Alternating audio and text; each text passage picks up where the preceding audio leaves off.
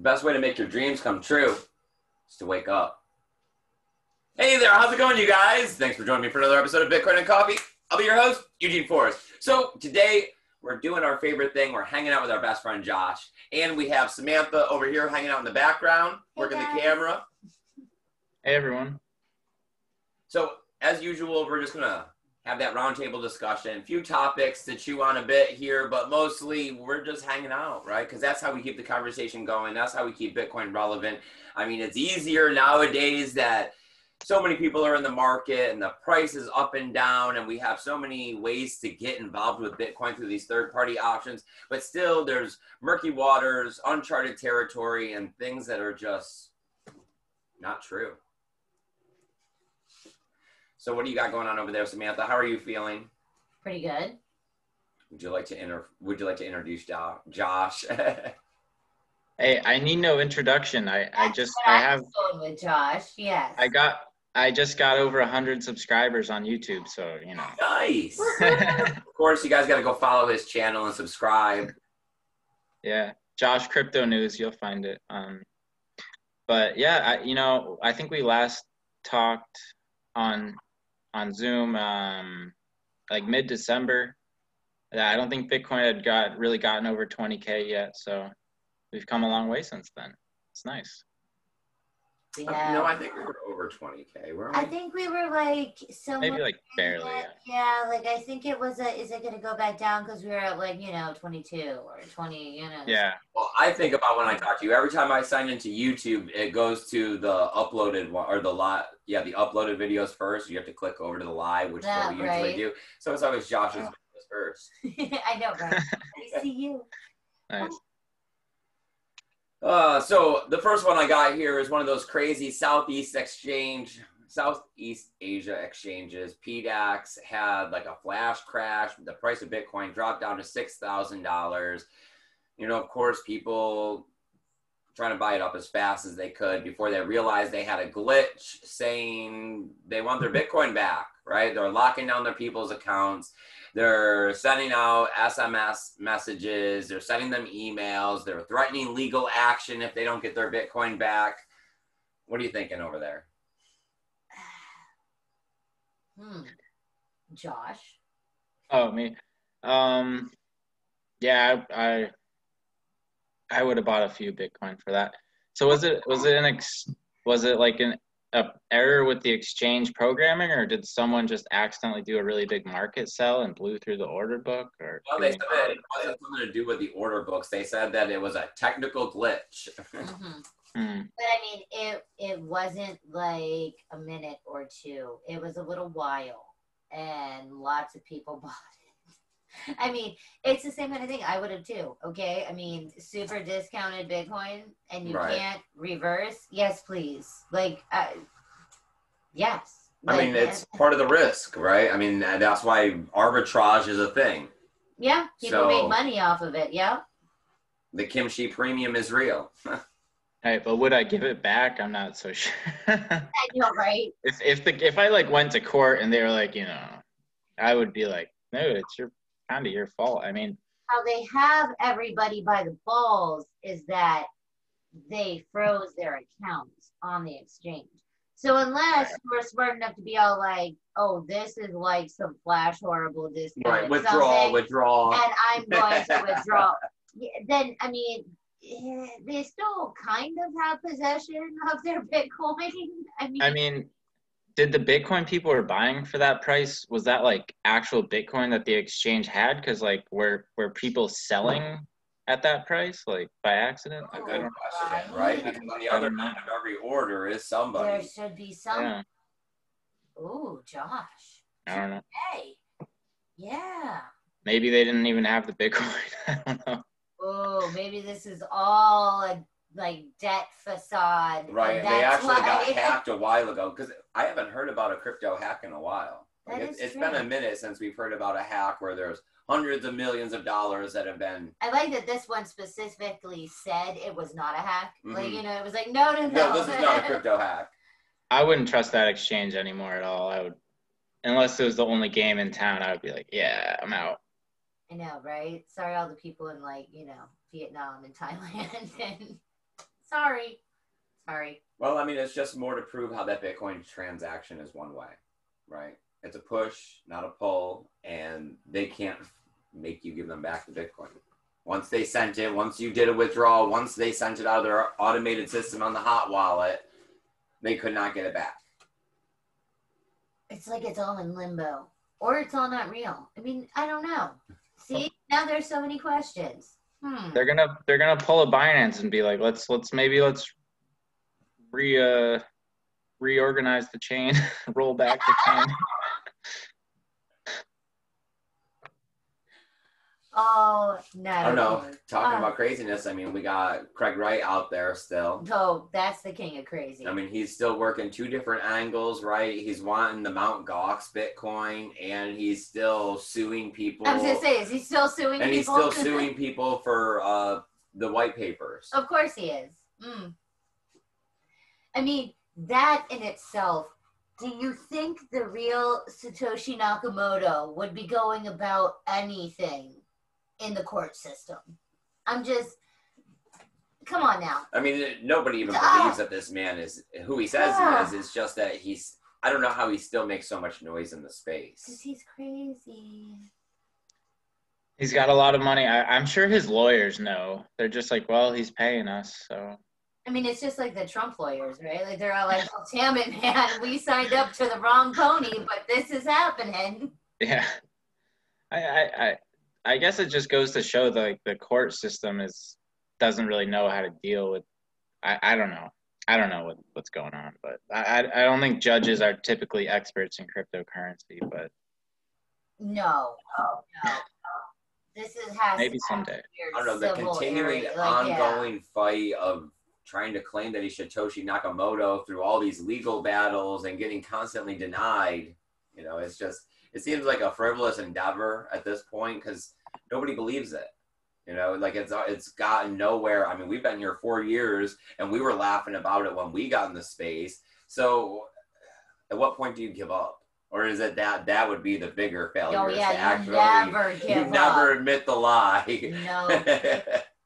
Yeah. He's gonna keep going as long as he can keep going, I guess. You make it, man. Like, no.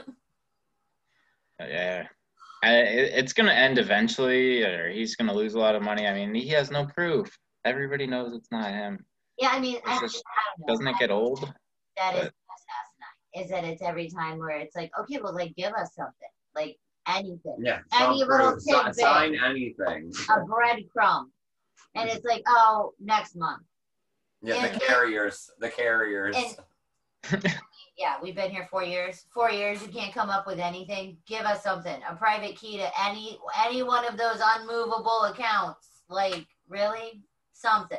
I don't know what was up with today's crazy news. The guy from Coinbase saying that if Satoshi Nakamoto came out of nowhere and started moving his $30 billion worth of Bitcoin, that it would crash the market. It's like, where did you come from? How did you get so stupid all of a sudden? I mean, it's like you've been here for a while. You have a multi-billion-dollar company that you're going public. You know Satoshi Nakamoto. Burn those keys or is dead. I mean, you're resting on there is no Satoshi Nakamoto. Well, maybe he's trying to suppress the price because he knows there's more companies out there waiting to buy millions and hundreds of millions of dollars worth of Bitcoin. Yeah, are they all going through Coinbase? Seems like that's right. Coinbase is the facilitator, yeah. Right. Well, I mean, we've supposedly seen from technical analysis charts that between 46 and 48 is where the whales are accumulating. But I mean, yeah, like Micro, I mean, everybody, Square, I think all of them have gone through Coinbase. Mm-hmm. I don't think Square goes through, well, maybe they work with Coinbase, but I feel like Square maybe has their own, because, you know, they sell a lot through the Cash App, so maybe they have separate. I don't know. It's smarter. Yeah. Well, we had talked the other day, and Cash App had a million people sign up to use Bitcoin for their first time last month. That's great. I mean, that's a freaking lot. Yeah. It really is. I mean, Cash App is easy and convenient. I know that's where I like to point people. I mean, most people already have the Cash App, so it's just, you know, oh, yeah, look, there's the button right there. Just press that one. Because sadly, almost everybody has a Facebook. You know what I mean? So. No, that's Venmo. No. Yeah. It'll be nice once Venmo gets it. They're with PayPal. And... Yes, they are. I mean, it's gonna happen. Everybody's gonna have it. Every single is going to happen. I don't know if Venmo is going to allow you to withdraw. At least Cash App, you can withdraw a certain amount. I mean, yeah, they're not actually right? like, yeah, they're not as bad. Like, you can withdraw and you can do a lot. You have a lot more access. We'll just go with that, like, to your actual stuff with Cash App. Yeah, I don't know. For me personally, I like, I don't know. I kind of, it's good and bad that it only has Bitcoin. It makes it really easy, but it's kind of like, I don't know. People recently, a couple people have like contacted me asking me about getting into crypto, and they were kind of like wanting to just kind of like throw money at a few different things. But yeah, I mean, I was like, mostly Bitcoin probably is your safest bet. But yeah, I mean, but like, if you're really thinking, oh, I want that one that 100x's or that one that does whatever, I mean, you're not getting it with Bitcoin. Like, it is that you're. Well, I mean, you are. You just have to wait time. Yeah. Or unless you want to do leverage, in which case. Which is that? I guess that's the dip. I don't know. Is leverage getting more popular? BitBoy is always talking about it, and he's blowing up. So yeah, I don't know. Eugene's been talking about it again. He's been all like, "So should we try to, leverage a portion of a nest egg?" And it's like, whoa. I don't know. I mean, because with $500, with the appropriate amount of leverage, right? If you could time small in the market, you could make a few $1,000s easily. Here you've been here, you kind of know, like, hey, we just had a 14% dip. Maybe if I took a 6 or 7x, you're looking at what you're needing another 20% dip in the market in order to close your position. Yeah, I've considered leverage too. I never have, but yeah, like, low leverage. Not like, obviously, I would never probably go more than 10%. I mean, 10x, because 10% moves kind of easy, but. And I've also heard if it drops a little bit and you're like panicking that you don't want to get liquidated, you can like add more to a position as it goes down to like lower the thing. But then, I don't know. There's tutorials on it and everything. I mean, it is speculation, but it is that whole, how do you make extra money when you don't have a lot of it? Yeah, and we're in a bull market, so it's not a bad idea to long when you're in a bull market. So, yeah, I could have been a millionaire. We all could have been a millionaire. Josh. Damn it. We are all Satoshi. We are all Satoshi. Oh, well, we got BitcoinPaperWallet.com. Hearing that they may have a backdoor. People are complaining and interviewing with CoinDesk, saying that their funds were hacked out of their paper wallets. They're saying that it came in through a backdoor possibly. They don't really have an audit on the page.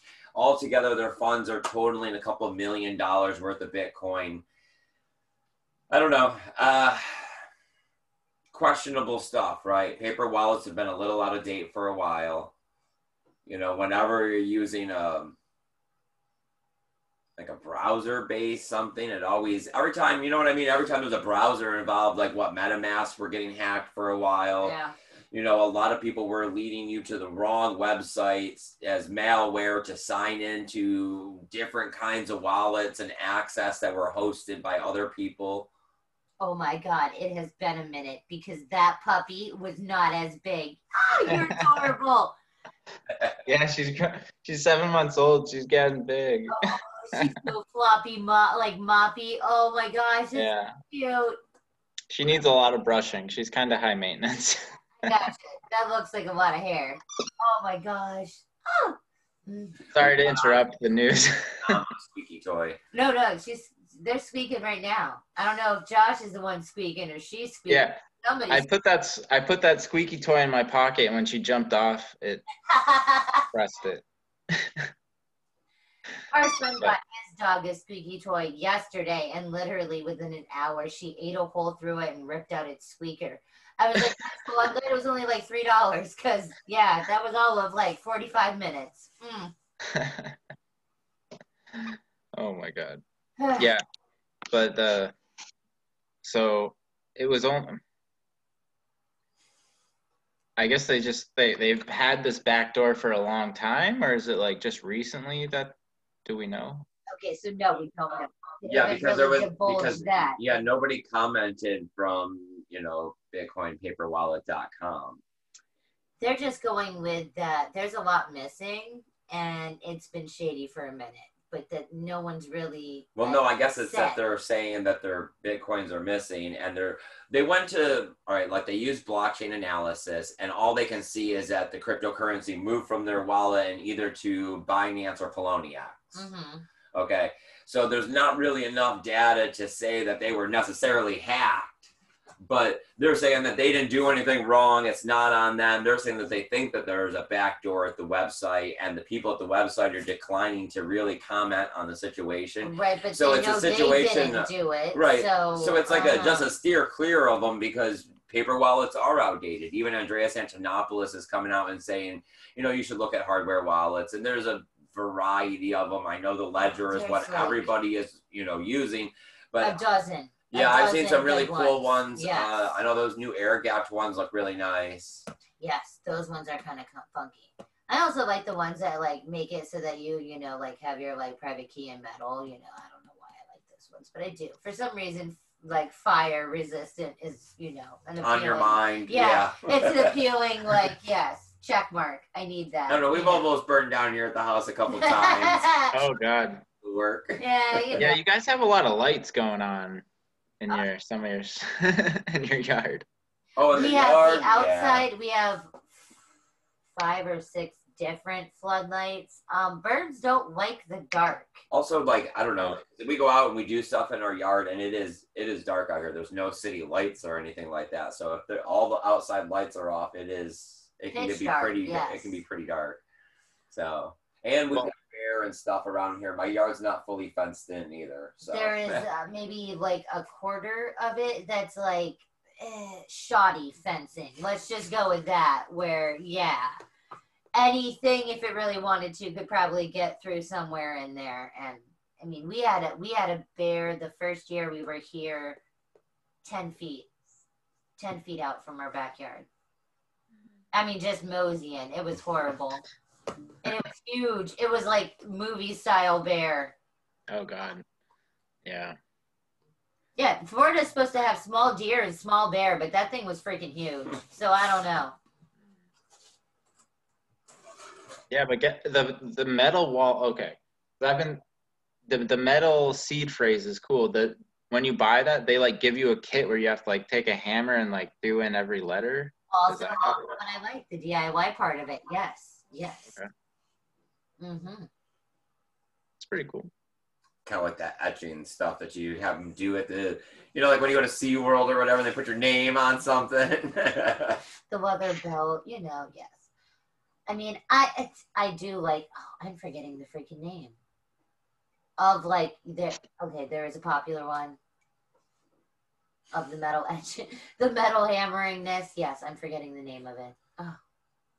I don't know. It seems like the longer we keep continuing to spend time in the cryptocurrency space, it's a situation of the smartest people are already doing well in the financial markets. So they're not super interested in Bitcoin. The people that are in Bitcoin are smart enough to wake up to the situation, but they don't have the money. They're not making it really in the financial markets. So it's a tedious task of learning how to save your little bits of Bitcoin and wait this time, for these large jump ups. And either you cash out and make a difference in your life now, where you keep saying there's a bigger payday later on and keep delaying this gratification. It's just I'm seriously struggling with that. To be honest, but what's also what I was thinking about is do you just take a crypto, do you take a loan based on your Bitcoin? That might actually, I never thought I would ever take a loan or anything. I was But then I was thinking about it, and I'm like, you know, I could just get like 50% of my value in Bitcoin, and then if Bitcoin keeps going up, I can just sell a little bit of it to pay off the loan, and then, you know, like BlockFi and Celsius offered like crypto-backed loans. It's like, you know, if I had to like buy a house or something, maybe that would be a decent option if I think Bitcoin's going to go up and I need cash. Like, I don't know. Yeah, I mean, people keep coming back to it. You have to use the network. There's no right time or wrong time for the individual to spend Bitcoin. It's, you know, buying a house, if you're going to live there for the rest of your life, is way better than paying rent, you know, and buying a Bitcoin that's going to go up in value while not paying rent to somebody else all those years in between. You know, everything starts to balance out. You just have to figure out what's best for your life, because Bitcoin is the tool. And the tool is designed to not only teach you to save, but that savings should grow. And mine and Samantha's theory is that the retirement we're looking for was beyond our means ever. You know, working hours a week at a few dollars above minimum wage. But now we see the ideal where, you know, 50 or whatever, we could leave and never have to come home again. Mm-hmm. I wouldn't want to take a loan on that. You know, that's where we stand. But we have a home. You know, we the profit out of the first run up that we were involved in to make those steps, where now it's like, oh, you know how much money that would have been if we never took that profit? Because it was whole Bitcoins at the time. I mean, Bitcoin and cryptocurrency. It would have bought the place outright. It is freedom. I mean, it is freedom. So you're free to do whatever is right for you. I mean, how much freedom do you want? No one gets to tell somebody else that that's not, you know, don't leverage, don't loan, don't this, don't that.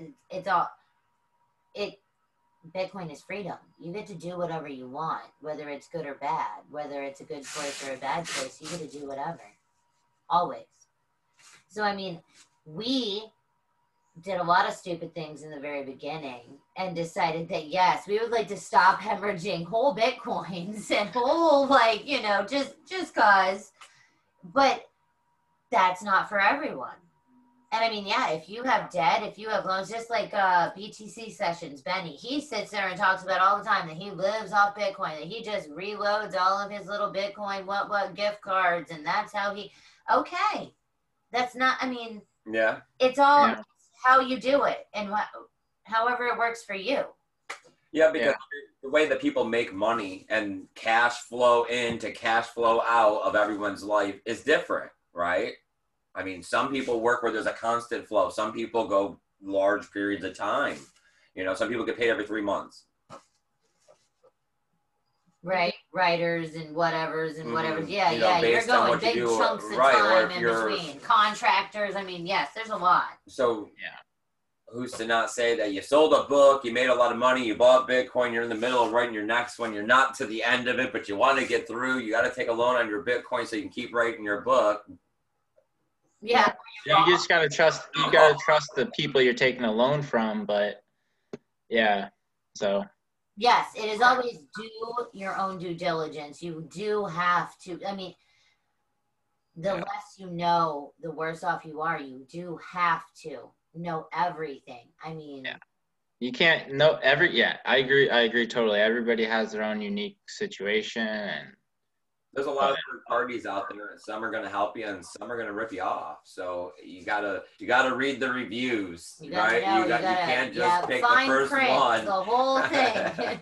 You know, that's why I don't really trust crypto.com. Like crypto.com, I trust US based companies a little bit more. Like, as much as US sucks, it's like, at least if they've been around a little while, they're based in the US, I'm in the US, you know, we're in the US, it's like, okay, well, at least hopefully regulation is going to help me out a little bit. A little, like, comfortable area where you're like, you know, we're They're all probably not, because there's a big stick out there and they don't want to get hit with it.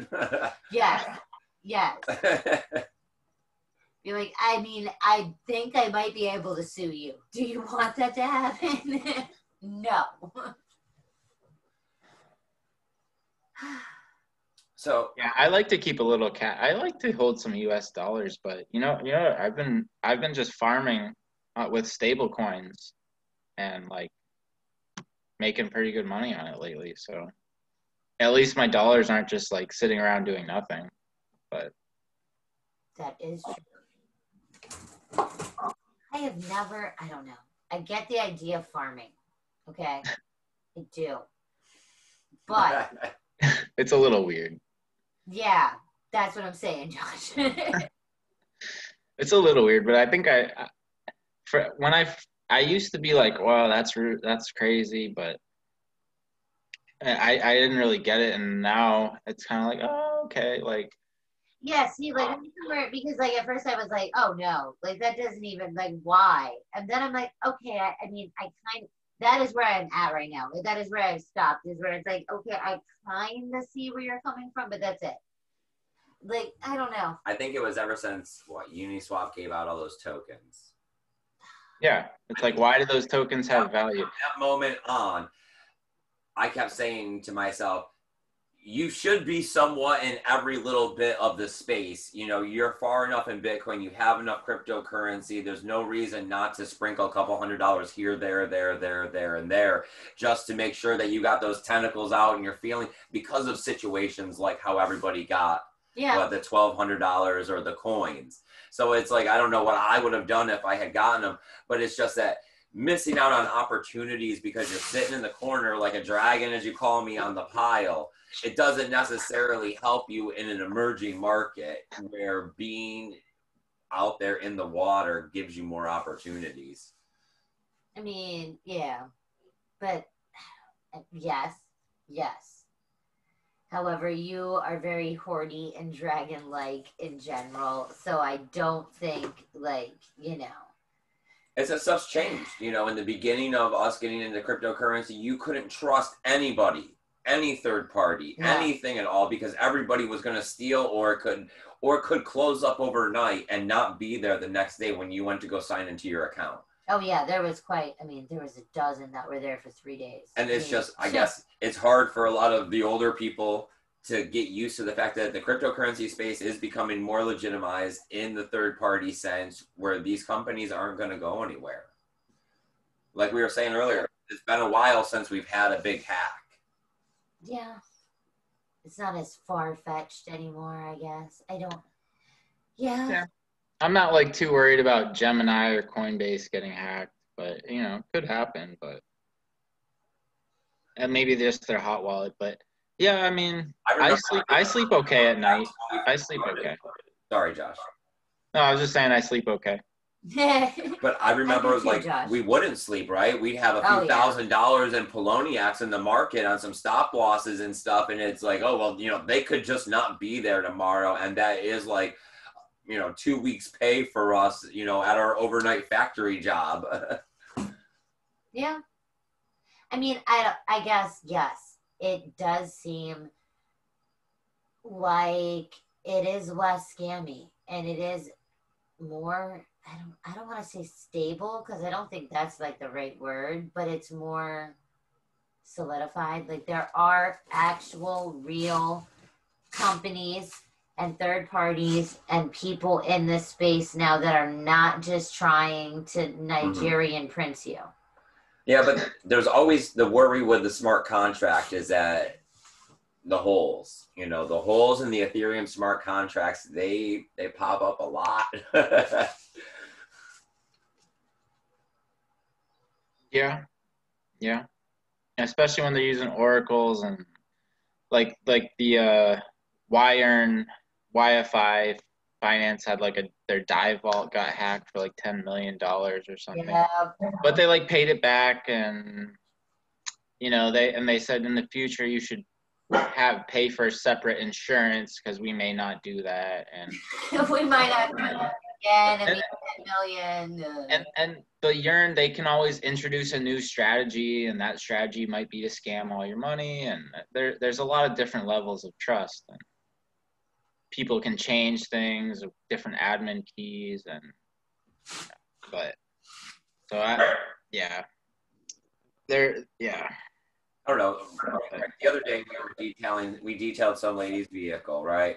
And I sit in the driver's seat and I'm going around cleaning the glass, and you pull down the little visor and you clean the mirror where you look at yourself. And there was a stack like this freaking thick of $20 scratch offs. Already scratched, right? Already scratched, and I mean, we didn't look if they were winners or not, but yeah. Buy Bitcoin, turn it into wrapped, get a DeFi token. That's better than a $20 scratch off that's going to go right above your visor that you're going to pay me to throw away, right? Yeah. Freaking anything is better than that. And you see people walking to the store all day endlessly because they think they're going to get rich off the situation. Yes. Yeah. So you are they're donating to the state, so good for them. But they are the schools. I think that's a lie. Man, don't start saying that the Bright Scholarship Fund is not real. Man, it needs to go to public school, because if every dollar from those gamblers went to public schools, those kids would be doing well. Oh, they'd be in uniforms, right? Yeah. No, for real. The problem, like, okay, I kind of I understand why Binance Smart Chain is doing really well, but like I kind of think it's not good. They're getting a little too big for, like, I don't know. That's why I like Matic a little better. They're kind of doing similar things, but the whole Binance Smart Chain, you can like withdraw to Binance without going back to Ethereum, and you can get your ERC20s, and like it's cool, but it's like pretty centralized. And yeah, but I have some wrapped Bitcoin. I'm providing liquidity on QuickSwap, wrapped Bitcoin and ETH, and I'm like, they're paying like, I don't know, it's like 0.5% a day if you were to sell the tokens they're giving you, plus fees, but maybe minus and permanent loss, and it's like it's not a bad deal, at least at this point. But yeah, there's risk, but it's like, it's just like Uniswap. Uniswap's been around for a while. They don't use oracles. It's like, yeah, I wouldn't put that much money on there, but that's just what that's what I've been talking about on my channel lately, and people have been my last few videos I've done really well. It's crazy. No, you pointed it out and we never got it back around to watching it. Sorry about that, my man. It's okay. It's okay. Summer's still squeaky toying. I know, summer's coming for us. It's about to get super busy. Today, oh my God, it's supposed to be 91 on Sunday. Yeah. Like, I'm okay with that. 91. Yeah, so we're already, like, we're getting ready to get into full swing. So the detailing will, I don't know, we're already pretty busy. So, and everybody goes outside and they're all like, ew, my car. Yeah. So we're hopefully it'll be good. And I'm glad you guys have, steady. Yeah, I'm glad your business is doing well. Wait, you don't have to sell any Bitcoin if you don't need to. Yes. That's perfect. Yes, there is definitely, that is what I have managed, is that the flow in is a lot more than what the flow out is. So there's no need to have to touch the reserve. No, and we've started, because we actually slacked off on dollar cost averaging for a little while, and we started doing it again. We've actually, I think it was the last 3 was on the Cash App. Yeah. So I mean, it's yeah, they have a $2,500 limit per day. Yeah, that's not bad. Pretty high. I thought it was higher than what I thought they were going to allow. Nice. Yeah. The snow is melting out here. I've got some trees and shrubs coming in like mid to late April. I'm gonna have to plant those and starting a few seeds. Ooh, right. Like late March, and yeah, still doing the fruit leather stuff. Not really making much money on that, but is the ground frozen? Like, can you dig in it right now? No. So, no. Yeah. That's also why they don't bury people in the winter either, and they have those tomb things. What? Yeah. No. Yeah, you can't dig in the ground when it's frozen. Wait, so do they put the people in the ground after? Mm-hmm. So in the they spring. just put them in the house thing till then? Okay. Good to know. Yeah, that's why they also don't build houses in the winter either. Touche. Okay. Oh man. Katie wants to get a nice place with a fenced-in yard so we can have a more golden doodles. Yeah, more golden doodles. Yeah. A golden doodle farm. Golden doodle. Yeah. It's kind of a joke, but maybe just one more. Ooh. So she has a friend. Of course. Golden doodle pair. There you go. Yeah. Ooh, dude. So get a different golden, like a little bit more like golden or blonder or like, you know. Yeah, they come in like all different colors, like white, black, you know. I don't know. Katie wants to get a big one, but I'm like, she's not going to fit in your car. There you go, Josh. You're the practical one. She's not going to fit in the car. How are you going to take it anywhere? Anywhere. Mm-hmm. Oh, doodle right in your face. Mm-hmm. What are you thinking? Is that going to be doing it for the show then? We're almost at 8 o'clock. Sure. All right. Well, I do super appreciate you guys coming and stopping by here and hanging out with us for a little bit, keeping the conversation going on Bitcoin. As always, hitting a thumbs up, sharing the video out. It helps. You got to go over and follow Josh's channel. I'm going to put a link to it down below, as always. We also have the other social media that we're posting too. As you can see, I'm wearing one of the shirts that Zaza from the chat. And the hat. And the hat that he gave us or sent us in order to be trying to get out there and pass out Bitcoin flyers.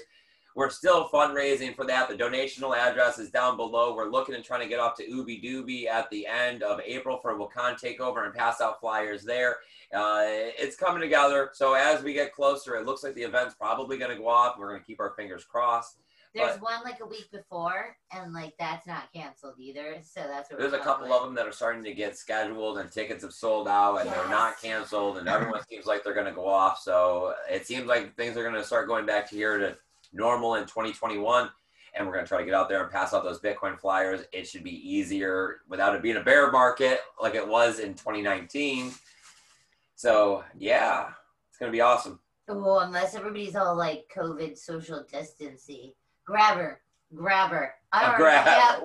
No. Yeah. Already talked about it in the chat. Grab her. That, yes. Okay. It's fine. Well, I mean, the QR code on your shirt the other day from Zaza is amazing. I went and checked out the link on it, and what you do is you scan it, and I set it to give out, I was just messing around. I set it to give out 200 stats, and you can do it every 24 hours. But it's pretty much you're giving out Satoshis to anybody that can download a Lightning wallet and scan the QR code because it's a faucet. You fund it yourself, and you set out donations yourself, like how often and how many Satoshis it gives. So we may use that for the concerts. I may set it to give out like $4 or $5 per person and, put $40 in it or something. Zaza said it's the very first of its kind. Amazing. Yeah, t-shirt with a QR code faucet. Clothing with money. Clothing with money. That's cool. How can you not love that? So, stay tuned. We'll film it. We'll put it up to the channel. As always, we're doing everything we can to try to get the message out there because it's been revolutionizing the world since we've been here, and I don't see why it's going to stop. I'm like, yeah. Well, that's my rant. You got anything else that you'd like to add, Josh? No, that's really cool. I'm looking forward to like exchanges accepting Lightning Network and Andreas finishing his book and all that stuff. And yeah, that's really cool. Zaza, give me a shirt, man. Thanks for having me on. This was fun. Always, you're more than welcome. I'm sorry that it took us so long to get back to having you on. While it was the holidays, and now we're just getting back to it. And rain. I know it's so hard with work because, like I said, it's getting busy, and I wish there was two of me. One that could do Bitcoin and one that could go off and do the work. Yeah, that's how it goes, though. It does. Anything else for you, Samantha? Well, mine too would be sleep and work. Yeah. So, yeah. Okay. We're good. All right, everyone. I appreciate you hanging out here. Go home. Take care of yourselves. And most of all, remember, keep that BTC safe. Later, guys. Bye, guys. Bye.